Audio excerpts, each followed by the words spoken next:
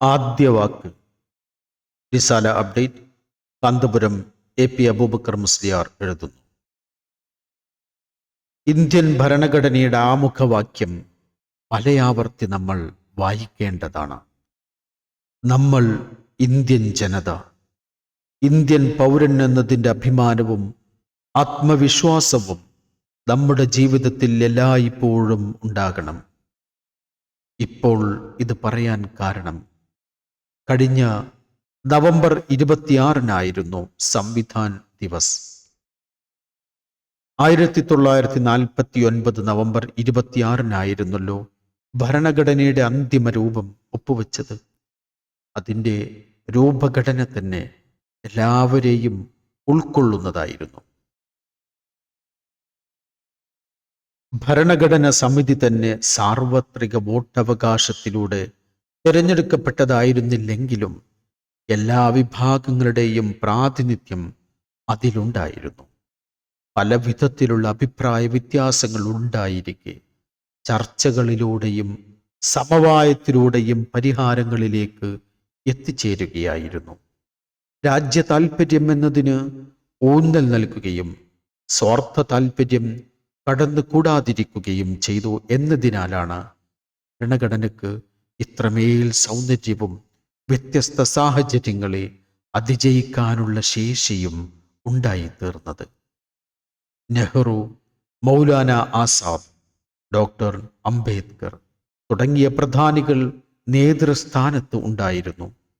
1946 നെഹ്റു അവതരിപ്പിച്ച ലക്ഷ്യപ്രമേയത്തിൽ നമ്മുടെ ആഗ്രഹങ്ങളെപ്പറ്റി വ്യക്തമായി പറയുന്നുണ്ട്.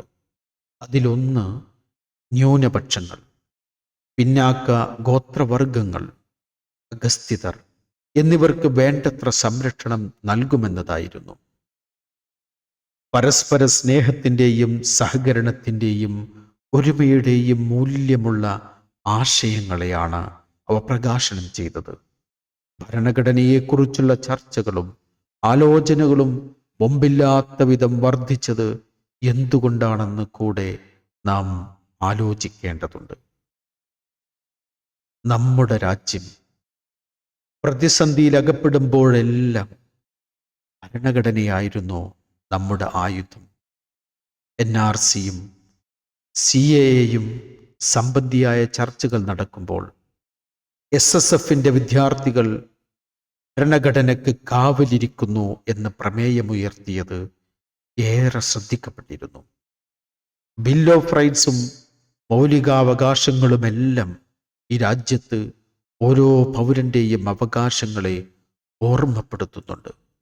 പുതിയ കാലത്ത് വിദ്യാർത്ഥികൾ ഭരണഘടനയെക്കുറിച്ചും അതുയർത്തിപ്പിടിക്കുന്ന മൂല്യത്തെക്കുറിച്ചും ജനാധിപത്യ സംവിധാനത്തിൻ്റെ സൗന്ദര്യത്തെക്കുറിച്ചും കൂടുതൽ ആത്മവിശ്വാസത്തോടെ പഠിക്കാനും അന്വേഷണാത്മക ചർച്ചകൾ ഉയർത്തിക്കൊണ്ടുവരാനും ശ്രമിക്കേണ്ടതുണ്ട്. പ്രത്യേകിച്ചും ക്യാമ്പസുകളിൽ പഠിക്കുന്ന വിദ്യാർത്ഥികൾ ഇക്കാര്യത്തിൽ കുറേയേറെ ശ്രദ്ധ പുലർത്തേണ്ടതുണ്ട്. പ്രശ്നങ്ങൾ വരുമ്പോൾ മാത്രമല്ല, അല്ലാതെയും ഭരണഘടനയെക്കുറിച്ചുള്ള ചർച്ചകൾ നമ്മൾ ഉയർത്തിക്കൊണ്ടുവരണം. ഒരുമയുടെ മൂല്യങ്ങൾ പങ്കിട്ടെടുക്കാൻ കഴിയണം. വർഗീയതയോടും വിഭാഗീയതയോടും നമുക്ക് ഒരു ഘട്ടത്തിലും യോജിക്കാൻ കഴിയില്ല. വ്യക്തി താൽപ്പര്യം പോലും രാജ്യ താൽപ്പര്യത്തിന് അനുഗുണമാവും വിധം ക്രമീകരിക്കുകയാണ് വേണ്ടത്. കാന്തപുരം AP അബൂബക്കർ മുസ്ലിയാർ.